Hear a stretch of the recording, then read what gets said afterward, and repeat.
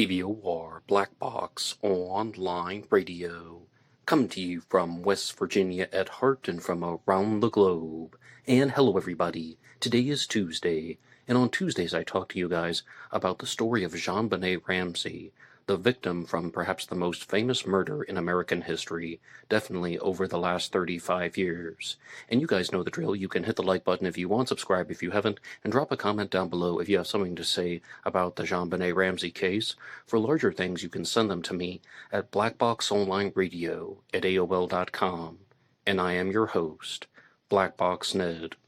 JonBenet Ramsey came home with her family in December of 1996 after attending a Christmas party. She was carried into the house by her father, John Ramsey, put to bed, and on the morning of the next day, she was found dead in the basement, specifically in an area called the wine cellar of her family house. Prior to the discovery of her body, a 2.5-page ransom note had been laid out where someone stated that they had JonBenet in their possession and they demanded $118,000 or she would have been beheaded. But that, of course, was untrue because JonBenet never left the Ramsey home, to the best of our knowledge, and as previously stated, she was found dead in the wine cellar. After the murder of JonBenet was publicized by the media, a lot of suspicion began to fall on her parents, and in this episode, I would like to explore the possibility of John Ramsey being a suspect, as well as to respond to the media coverage surrounding this theory, to respond to comments that have been made by certain individuals. And as you can see from the title of this series, it's called The Imperfect Murder.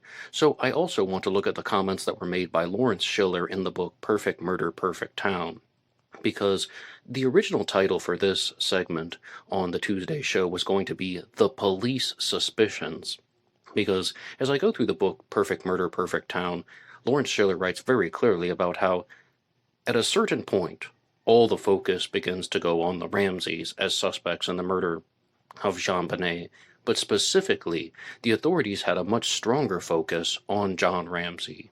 And in a previous chapter, I talked about how, yes, there's this widely held belief that if a young family member is murdered, it could be someone in the house, and it could also be the father. Yes, they do have those types of gut instincts, but they also begin to suspect John Ramsey because of just his demeanor, his behavior. They are questioning certain things, and I think that this might be due to the fact that he was perhaps trying to hide a lot of his emotions. That's been discussed in some other sources. But as I go through Perfect Murder, Perfect Town, this talks about a lot of physical evidence. There's an enormous amount of physical evidence that was left behind from the perpetrator after JonBenet's murder, and we're talking about a very vicious assault was performed on JonBenet Ramsey. She was struck in the head, and she had the 8.5-inch crack in her skull, and that's what I talk about regularly on these segments. But there also were multiple skull fractures in addition to the largest 8.5-inch crack, and also a very small portion of her skull was practically severed. About a half-inch by a quarter of an inch gap of her skull was just completely broken off. So she was struck with an enormous amount of force on the head. She was strangled with a garrote that had been made from a paintbrush in the Ramsey household, and it was Patsy Ramsey's own paintbrush. But those are the details that I've talked to you guys about in the past. This chapter of Perfect Murder, Perfect Town really wanted to focus on the physical evidence that was left behind from the perpetrator, and most notably, semen. It states just that there was apparently semen that was left behind, and I had to do almost a double take on that, because when you think about the amount of DNA evidence that could have been left behind from the perpetrator, that would mean that this would just be a matter of connecting the dots and trying to find the right person. If they have the killer's DNA, it should just be a matter of time before they are able to identify this person. And sometimes we even see people waiting 15 years, 20 years, 30 years, maybe even 50 years before they identify the boy in the box as Joseph Zarelli. So this is something that does give us a lot of hope that they might be able to identify the killer, in addition to this semen DNA that was left behind, which I even have some doubts about the preservation of it, because the majority of the DNA focus in the Ramsey case talks about how touch DNA was left on JonBenet's leg. There was DNA found on the waistband of her pants or undergarments, and then there was also DNA that was underneath her fingernails. Some of the additional details in this book talk about how there was also blood that was found in JonBenet's vagina, indicating that she had indeed been sexually assaulted. And I remember from Sweetie B's documentary, Little Girl Blue, which is also the name of the book, there is a statement that JonBenet was sexually assaulted with the head of the paintbrush that had been used to make the garrote. So this is all looking like there is someone who committed these acts as a type of sexual gratification, a sexual predator. And when people look at John Ramsey as a suspect, this becomes the entire foundation of a theory involving his actions. Even to the people who think that Burke Ramsey did this, they view it as a cover-up. Well, why wouldn't they just call 911? Why wouldn't they just go to the hospital? Why wouldn't they just do something conventional? If JonBenet had just been injured because of a fight with her brother over a piece of pineapple, or if JonBenet had just been injured because she hit her head on a bathtub faucet, then why wouldn't they just go to the hospital? Could it be because they didn't want them to find out about these very clear signs of sexual assault that had been taking place? Did the sexual assault originate from inside the house? And to the people who think that John Ramsey was responsible, mostly they have some variant of that particular theory. John Douglas openly wrote in his book, The Cases That Haunt Us, that either John Ramsey is the best liar in the world, or he didn't do it. And this would be a very, very sociopathic thing for John Ramsey to do with all the media appearances that he's done if he were indeed responsible. Now, as I go through Perfect Murder, Perfect Town, I've noticed that there is also all of these discussions on the physical evidence. But then there's a woman who's introduced to the story named Pam Griffin. Pam Griffin was the woman who made the pageant costumes for JonBenet. JonBenet was a youth pageant queen. She had won multiple beauty pageants already by the age of 6. And Pam Griffin shared a very weird story in this book when she said that Patsy Ramsey was very distraught after the murder of her daughter. Okay, there's nothing abnormal about that. But she also began to notice that it seemed like Patsy knew the identity of the killer, but she did not want to say. And I found this to be a very strong contrast to a lot of the preceding material, because we're talking about all of these suspicions that people have about fact-based claims, about looking at the evidence, about this is what happened to JonBenet, these are the details of the crime scene, this is what JonBenet's body was like when she was examined by the forensic pathologists. And then just to go to something that's on par with a gut feeling or a bad feeling about something, or I think she knows, but, well, why exactly do you think that? Just because of her body language, her mannerisms, and her behaviors? And that is one of the reasons why I think that Patsy Ramsey really created a lot of the vilifications for the Ramsey household, because she was someone who just had a very awkward personality, and she didn't respond to this tragedy the way that people would have expected her to do. Now, I'm fully aware. I don't know what happened to JonBenet. I can't tell you step by step what happened. We are exploring these stories together, and we are going to see what is going to come of it. But as far as the Ramseys and the investigation, John Ramsey definitely comes under suspicion by the police the most intensely. But some months go by, and then they began to look at other suspects. And as Lawrence Schiller writes, multiple people, countless people, numerous people were interviewed by the police, examined by the police. Even people who did not have a motivation to murder JonBenet were also examined by the police, just because they're trying to find any possible lead. And the way that these examinations are conducted are actually detailed in another book, one that was written by John Ramsey called The Other Side of Suffering, where he tells the story of what it was like being confronted as a suspect, where he stated that both he and his wife at the time, Patsy Ramsey, had to go to the police They had to disrobe completely, and they were pulling out hair samples and even pubic hair samples.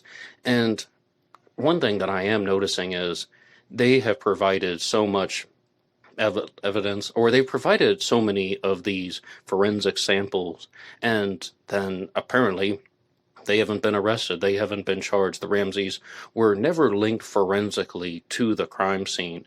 And I guess you guys know my ultimate stance on this because, I've covered what I genuinely think. And even though I can't tell you 100% what happened, I do lean this toward this being a sexual predator and that John Ramsey was a victim of very unfortunate circumstances. But I will absolutely accept the result if it turns out that something else were indeed true.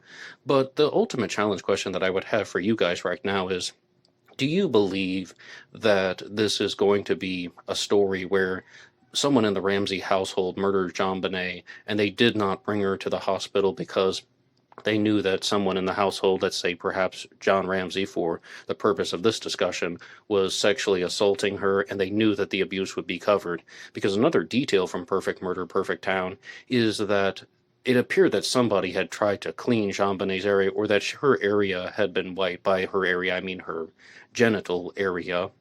And this is all happening in a very short amount of time. It must have been several hours prior to the discovery of the ransom note. And one question, though, that has also been posed by the media is, if they had an officer in the household named Detective Linda Arndt, who is the first responder on site, why wasn't JonBenet discovered sooner? Or more importantly, why wasn't JonBenet found by a police officer if they had an officer in the house? And the simple response that was provided by Boulder PD is that they were treating this as a kidnapping, and they were also treating this with some regard to the ransom note, and expecting that they cannot completely dismiss the ransom note as a hoax. But the ransom note, of course, was something that said, as what I've told you, that you need to provide $118,000. I'll contact you between 8 a.m. and 10 a.m. tomorrow. The delivery is going to be exhausting. Bring an appropriate sized attaché. And it's also filled with like a couple movie quotes like "Don't try to grow a brain, John." And that's also the way it's been described. It sounds like something that's out of a movie, but that does not indicate for a second that JonBenet was in the house. And if anything, this furthers another one of my claims that the ransom note was a pure diversion. And then the killer wanted to just use that to distract everybody, to make sure that they did not enter the basement until he was out of the house. But one thing I do have to admit, is also listed in Perfect Murder, Perfect Town. There is no sign of a forced entry, mostly, no sign of a forced entry. You could argue some things about the windows, but there's also no sign of a rough exit. So that means that this would have to be somebody who has had some type of ability to access the Ramsey home in an undetected way if it were indeed a sexual predator. And you think that would narrow things down. When you have DNA evidence in multiple places, you would have to have a short list of people who could have accessed the home, unless with the condition that the intruder was extremely clever. So I think that this is just becoming a little bit more and more confusing. Some other reasons to suspect John Ramsey is that, number one, he's the one who found the body. Number two, he was looking in a place where he wasn't supposed to be looking. He was supposed to search the house from top to bottom, and he went to the basement first, and he is the one who found her body, even out of sight from his friend Fleet White. And he also covered her with a white blanket that could have contaminated the crime scene, although I don't know if he would have been thinking in that exact way, just listing that one off. And he also makes the bizarre statement that this looks like an inside job. This looks like someone who had familiarity with the Ramsey house. He just set it off like that, and it's almost as if, is that dropping a clue? Well, you be the judge. And right now I would like to go to an article that was written by People magazine, only to provide some counterbalance, and it's called "JonBenet Ramsey's Dad Thinks He Knows Who Murdered Her." And I was about to say murdered his daughter, because I was just thinking along that lines, but the actual title is "JonBenet Ramsey's Dad Thinks He Knows Who Murdered Her and Claims Police Blew It Off."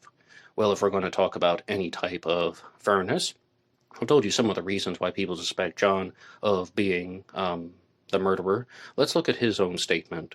John Ramsey tells People magazine that he wishes the police in Boulder, Colorado did a better job of investigating his daughter's long unsolved murder. Over the years, speculation about who killed JonBenet in 1996 has run rampant. The list of possible suspects in one of the most sensational murders of all time, when 6-year-old JonBenet Ramsey, a beauty queen and contestant, was found dead in the basement of her family's Boulder, Colorado home on Christmas morning, is long. Well, JonBenet was actually found dead on the 26th, not the 25th, although her tombstone does say the 25th. And John Ramsey stated that the reason why that was done, it was because the last night that they were with her was on Christmas. He said she left us on Christmas Day. The list includes everyone from her parents, John and Patsy Ramsey, to her 9-year-old brother Burke, to a convicted pedophile, Gary Oliva, and former teacher John Mark Carr. Well, can I just be very clear? I don't think John Mark Carr was responsible for this. I think that he was a hoaxer, a liar, a disturbed individual. Gary Oliva is a suspect whom I haven't really talked about a lot here on these episodes. Perhaps I should do a standalone episode on him, but I do have a lot of doubts because based on the amount of physical evidence that they have in the Ramsey case, if he were indeed the perpetrator, there might be something more damning that would connect him to the crime scene. That doesn't mean that they haven't done this. I mean, according to John Ramsey, they just blew everything off. But let's look at the exact story that he's talking about here. No one was charged in connection with her death, but one potential suspect stands out, at least to her father, a masked intruder who snuck into the home of a 12-year-old girl in Boulder, Colorado, 9 months after JonBenet's murder. This suspect raped the girl and then ran away when the child's mother scared him off. To me, it could have easily been the same person, Ramsey tells People in a police exclusive, but John adds, the police blew it off as saying, no, it's not the same. Well, I am someone who clearly thinks that a sexual predator might have been the perpetrator, so I wouldn't blow that off. John opens up to People magazine exclusively ahead of the new Netflix docuseries Cold Case, Who Killed JonBenet Ramsey. And that 3-part series takes a fresh look at the murder case, which began when John found his young daughter dead in a dusty basement room in their upscale neighborhood home. John and his late wife Patsy also found inside their home a threatening handwritten ransom note, presumably left by the killer. But the deceased girl's parents quickly became suspects in the sexual assault and murder of their daughter, who died from strangulation and a blow to the skull. Netflix's 3-part docuseries goes in depth into what John considers to be missteps made by the authorities when investigating JonBenet's murder, amid an international media frenzy that only made things worse. Oh, absolutely, the media made things worse. Sometimes the media can help, and, in fact, in a lot of these unsolved cases, certain amounts of exposure can help because when they publicize certain things, and yes, I'm going to say some things you might be surprised here, even composite sketches, samples of people's writing, sometimes an individual can recognize this. Like composite sketches can be used to identify dead individuals such as John Does and Jane Does. They can also be using handwriting samples that someone can recognize. That's how they caught the murderer Oba Chandler, almost specifically because he had a very unique way of writing. We have an enormous handwriting sample from someone who was in the house when JonBenet was murdered, and it all has led to nothing. He says that he is speaking out in part to encourage someone to come forward with new information and to put pressure on police to use advances in DNA technology and genetic genealogy to finally catch JonBenet's murderer. Can I just have one interjection right here? I think that it is shocking that this case has gone unsolved for so long. I think that it is simply shocking because they have the evidence. Genealogical testing has existed for years now. Do they not have some way of connecting this? And if they do have, like suspects that they have looked at, like John Mark Carr and Gary Oliva, and they have eliminated them, they could also make public statements about that. Now, as I said, the Ramseys have provided all types of samples of their own biological material, and they were not arrested, they were not charged. And I mean, this is just a frustrating thing. It's like no matter which avenue you are exploring, you reach a dead end. And I know that people have suspicions. I know that people have theories that they have created. I know that people have hypotheses that they've worked out in their own minds. But that's just all going back to this acting like this woman, Pam Griffin, who was talking to Patsy Ramsey, and she just felt very uncomfortable. I think she's hiding something. Okay, you think that, but do you know that? I think this is going to be a case that is going to be solved with DNA or by perhaps by some other means where somebody has a fragment of the paintbrush that was used. But I digress from that. Let's go back to the article. When talking to people, John expressed his shock when he learned that the unidentified 12-year-old girl had reportedly been raped in the middle of the night 2 miles from where the Ramseys lived, and that she went to the same dance studio as JonBenet. I think the method of operation was exactly the same, he tells people. I believe the killer was in the house when we came home, waited till we went to sleep. I've also said that I think the killer was hiding in the house. Now, how he got there, even that is a challenge for me to explain. In the case of the 12-year-old girl and her family, they came home, they set the burglar alarm, and the killer was already in the house. A very similar method, and yet the police blew it off, and it was the same investigator as our case. Well, I mean, there are some differences. Well, for starters, this person didn't stick around long enough because they were interrupted. So did they write a ransom note? What would be the motivation for somebody in that situation to write a ransom note? And one thing that I get criticized is people can't tell where I stand on the issues. It's called listen to many, follow no one, always be skeptical, and sometimes you just have to play the skeptical card. If you were just to throw that person out, to me, I would say, I can see the evidence from this point of view, and I can see the evidence from that point of view. Why on earth would there be a 2.5-page ransom note if it's just exactly like the way that he's saying here? Wouldn't you say that that's a noticeable difference between these two scenarios? I mean, and furthermore, like, what would be the origin of that at all? I mean, I don't get that one. But even as the father of that little girl said, on a scale of 1 to 10, I rate the police a -5. They just boneheaded ignorance, and that's what it says. They just boneheaded ignorance. I read that correctly. But yes, I think that was very possibly the same person. John, Patricia, and Burke were never charged in connection with JonBenet's killing. Patsy died in 2006. And one more time, this article was from People magazine, written by Casey Baker and Emily Palmer, just citing the source. And now is where I'm going to turn it over to you guys. Firstly, do you think that John Ramsey was responsible for his daughter's murder? Do you think John Ramsey was responsible for abusing his daughter? What do you make of this theory about how there could have been a home invader and sexual predator that was operating in the Boulder area, and that he may have been trying to do the same thing to a different girl that went to JonBenet's own dance studio? That's a strong point. It's just, there appear to be, I mean, I guess I'm saying that that crime did not go until completion, so we don't know what that perpetrator was capable of.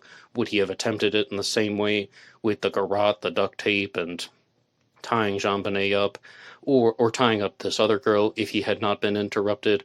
And that's also not a lot to go on. A man in a black ski mask, and we have no idea if that person would have left some type of signature behind.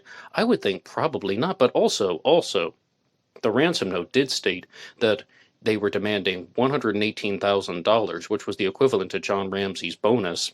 And that would mean that this person must have had some type of familiarity with John Ramsey. So, again, that shouldn't be too hard to narrow down someone who has the connection to the dance studio, maybe even someone who has been seen lurking around the dance studio, tracking down some types of leads, physical descriptions.